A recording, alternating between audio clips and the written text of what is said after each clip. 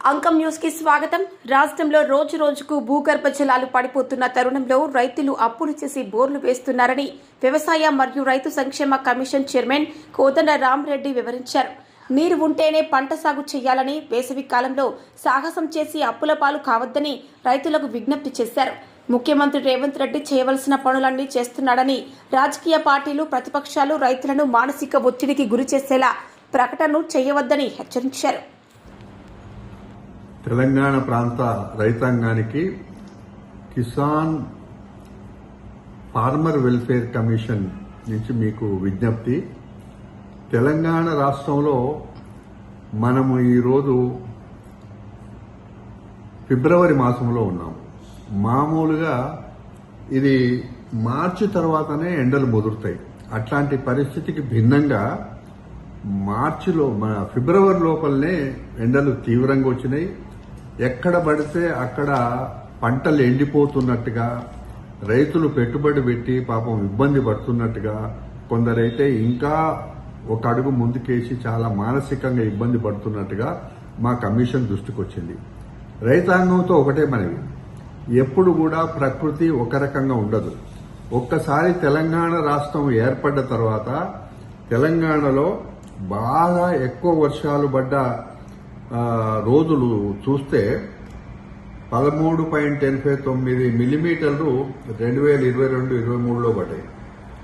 అదేవిధంగా ground water కూడా 13.42 మిల్లీమీటర్లు, అంటే ఎప్పుడు బాగా గ్రౌండ్ వాటర్ కానీ వర్షపాతం కానీ 2022-23, దాని తర్వాత ఇప్పుడు చూస్తే గ్రౌండ్ వాటర్ విపరీతంగా పడిపోయింది. బోర్లకు నీళ్లు అందే పరిస్థితి లేదు. పత్రికలలో చూస్తే అక్కడక్కడ చూస్తే భారీ పెట్టుబడి పెట్టి కొత్త బోర్లు వేస్తున్నారు. గ్రౌండ్ వాటరే లేనప్పుడు మీరు ఖర్చు పెట్టి బోర్లు వేసుకుంటే దానివల్ల ఉపయోగం లేదు. అందువల్ల కమిషన్ ఎప్పుడు కూడా రైతాంగం యోగక్షేమాలు చూస్తుంది కాబట్టి మీరు అప్పులు తెచ్చి పెట్టుబడులు పెట్టకండి. ఉన్న పంటను కాపాడుకోండి.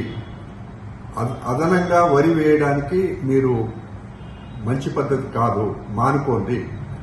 అందువల్ల మా మనవి ఒకటే ఏంటంటే, ఇది అవతల నేను రాజకీయ పార్టీలతో కూడా మనవి చేస్తా ఉన్నా, మీరు పదే రైతాంగం మానసిక ఒత్తిడికి గురి చేసే పద్ధతిలో మీరు స్టేట్మెంట్లు ఇస్తున్నారు. మంచి పద్ధతి కాదు. కరువు, కాటకాలు, అధిక వర్షాలు, వరదలు ఇవన్నీ కూడా ప్రకృతి జరిగేటివి. ప్రకృతిలో మీరు దాన్ని కూడా రాజకీయం చేసుకోవడం మంచి పద్ధతి కాదు. నేను దయచేసి రాజకీయ పార్టీలకు, ప్రతిపక్ష పార్టీలకు చేతులెచ్చి నమస్కారం చేస్తున్నా, రైతు పక్కన నిలబడండి. రైతుకి ఆత్మస్థైర్యం పెంచండి. చివరిగా మా కమిషన్ పక్షాన రేవంత్ రెడ్డి గారు ముఖ్యమంత్రిగా వారు చేయవలసిన సహాయం అంతా చేశారు రైతాంగానికి. దేశంలో ఎన్నడూ లేని విధంగా 2 లక్షల రూపాయల రుణమాఫీ, 23,000 కోట్ల రూపాయలు దేశంలో ఎప్పుడు జరగదు. అంతేకాదు రైతు భరోసా కూడా మొదలైంది.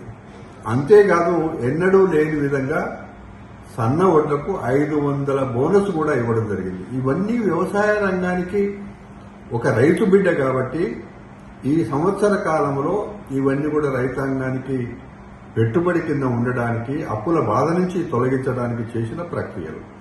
అందువల్ల ప్రభుత్వం ఇంకా చేయడానికి సిద్ధంగా ఉంది. కానీ ఈ ఎండాకాలం పంట దయచేసి మీరు సాహసం చేసి బోర్లు వేసుకొని అనవసరంగా పెట్టుబడులు పెట్టకండి. జాగ్రత్తగా ఉండండి.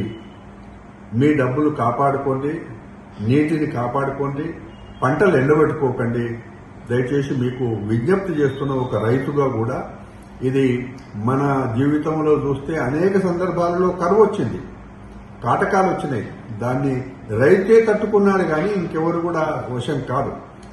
రైతుకుండే గుణం చాలా గొప్పది. రైతు దేశానికి వెన్నెముక. రైతు ఎప్పుడు కూడా అన్నం పెట్టే దాత. అందువల్ల మీ ప్రాణం చాలా విలువైంది, మీ కష్టం చాలా విలువైంది. పెట్టుబడి పెట్టిన ప్రతి పైసకి మీకు ఇంతో అంతో లాభం రావాలి. కాబట్టి మీరు ఈ విధంగా నిర్ణయం తీసుకోవద్దని చెప్పి కమిషన్ పక్షాన మీకు మనవి చేస్తాం.